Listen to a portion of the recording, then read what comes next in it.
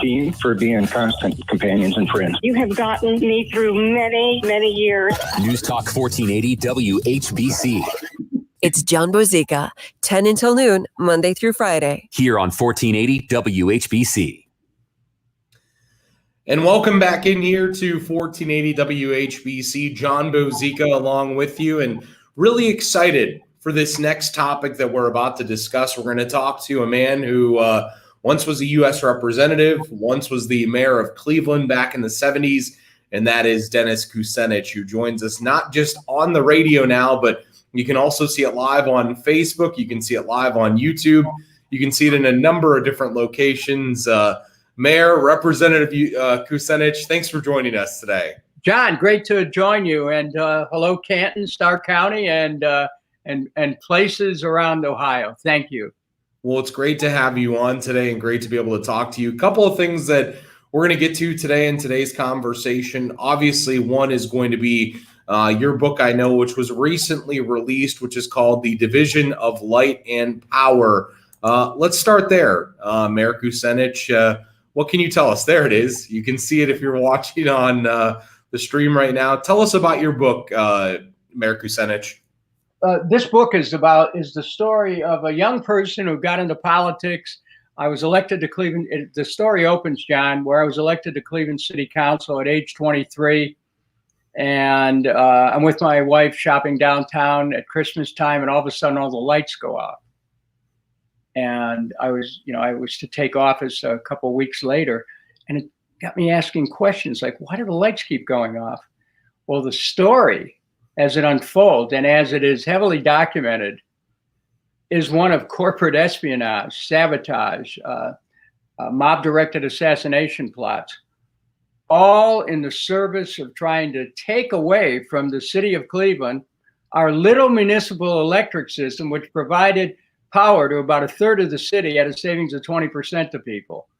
And this is a titanic battle between private utility monopoly interests and a city that's just trying to provide low cost electric rates and keep taxes low, so you don't have to pay more for street lighting and city facilities. So yeah, I mean, the Division of Light and Power gives the reader, I take the reader with me as a young councilman, as America's youngest mayor a few years later, elected at age 31. And it's a battle royal, and it's important today because there are behind the scenes forces in every community. People aren't always aware of who's making the decisions. This book gives the viewer or the reader as kind of a glimmer of what the possibilities are. It also shows when there's big stakes, the kind of forces that can surface. What was that like for you during that time to be America's youngest mayor back in the 70s? I know a lot of people have talked to you about it. You've been on documentaries where you've talked about it, but what was that like, Mayor Kucinich? Well, I'll tell you, it was easier to write the book than it was to live the book and to go through the experiences. I mean, it was only 31 years old. And I wasn't much different than a lot of 31-year-olds, except I did have 10 years of political experience before I became mayor. And that informed me about asking the right questions. The pressures that were brought to bear on my office were extraordinary. I was being told that I had to sell our municipal electric system to this private utility, or the biggest bank in Ohio at the time. Some of you will remember the name, Cleveland Trust. They're now out of business. Cleveland Trust told me, look, you either sell this electric system to CEI, in which it turned out Cleveland Trust had business interests, or we, the bank, will not renew the city's loans that I hadn't even taken out. They're taken out by my predecessor. But if you do, Dennis, we'll give you $50 million for the new credit. I mean, it was bribery, it was extortion, it was all out in the open. And I was called upon to make a decision, and I made it. I made it in favor of the people having an electric system. And as it turned out, the people of Cleveland, both in their rates and their taxes, saved hundreds of millions of dollars in the next couple of decades.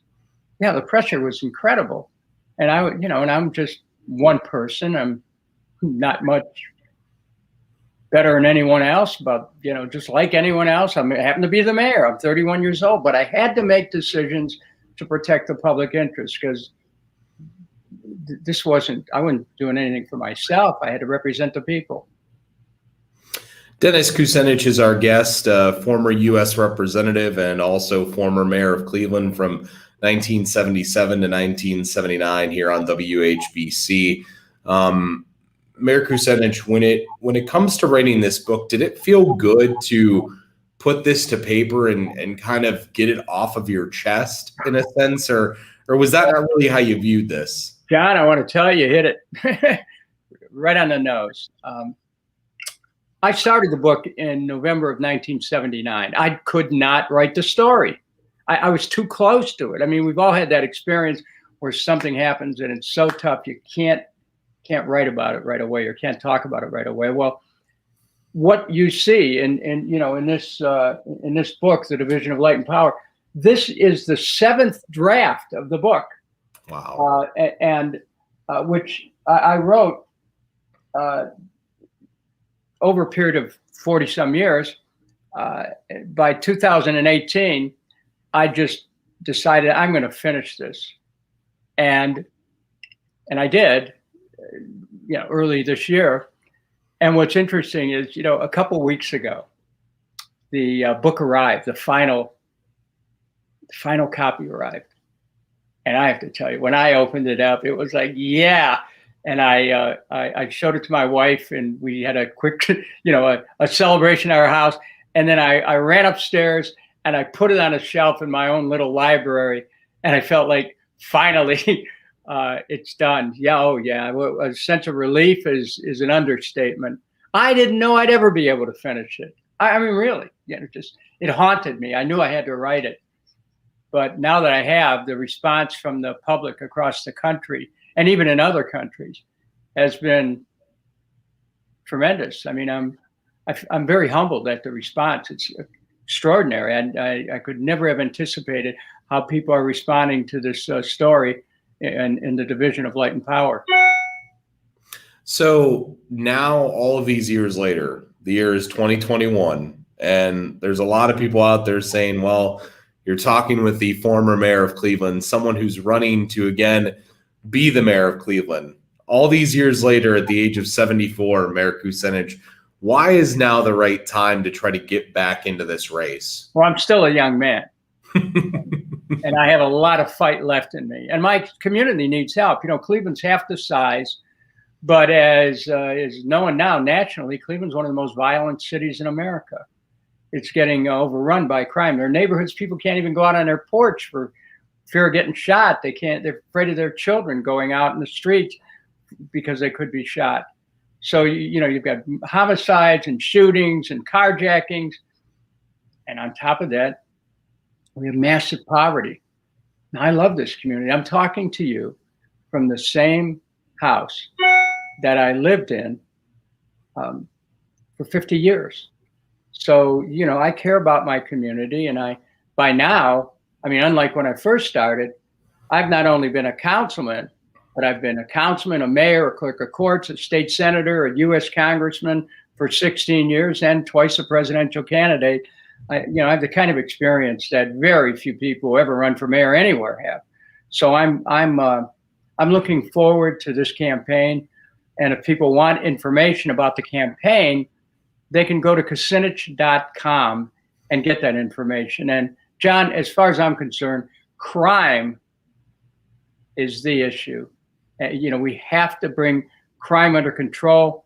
Yes, I intend to make sure people's civil rights are protected. We must be aware of that. But we have to have more police, and we have to have people who have experience in dealing with those who are emotionally challenged, and there are certain things that don't require a gun to respond. We're going to have people be able to handle those kinds of calls. I want to create a civic peace department so we look at the root causes of violence in our community. There's a lot that can be done, but that's just one aspect of it. But this book, The Division of Light and Power, when people read it, they'll start to see the kind of dynamics that were at play and how I was repeatedly given, impossible choices. But when I chose what was best for the people, not what was best for myself politically. And today I'm happy there's still a municipal electric system, and I'm still kicking. It's interesting in listening to you there, Mayor Kucinich. It sounds like this is something you've thought about for quite some time to run, isn't it? No, not really. Okay. No, I'll tell you why. Because anyone who understands as deeply as I do the various forces that are working the city right now, you have to think long and hard about whether you want to step up again. And no, I was focusing on finishing the book. And once the book was finished and I could really have some space to think about some other things, I thought, maybe this is the time to come forward. I've always been told that I was ahead of my time. Well, I think this is my time and our time. And this is a chance to continue to give back to the community and to help people who are struggling today to make ends meet, to help people who are trying to survive in an urban community. And let me tell you, John, the experience that I have has been hard won, but it is experience that equips me in a way that I suppose few people have had to be able to lead. And to not be afraid, to be able to take a stand, and to do that on behalf of the people. So, I feel very fortunate to have served this community in so many different capacities. And, God willing, I'll have another chance to do it. Last question for you here, Mayor Kucinich. The book itself, The Division of Light and Power, did it give you the clarity that you felt you maybe needed to approach a decision like this to run again for mayor? Because it sounds like there was so much, heartfelt angst put into writing this book. What kind of emotions did that give you after you actually wrote it and after you had a chance to sit down and think? It's not so much afterwards, John, but when you're actually writing it. I told you this was like the 7th draft. When you're actually writing it, that's when you feel the emotions.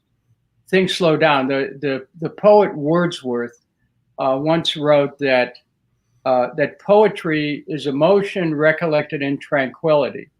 I needed a lot of quiet and time to be able to write this story, to be able to sort it out. Because you have to remember that one of the things I was confronting, there was a mob-directed assassination plot.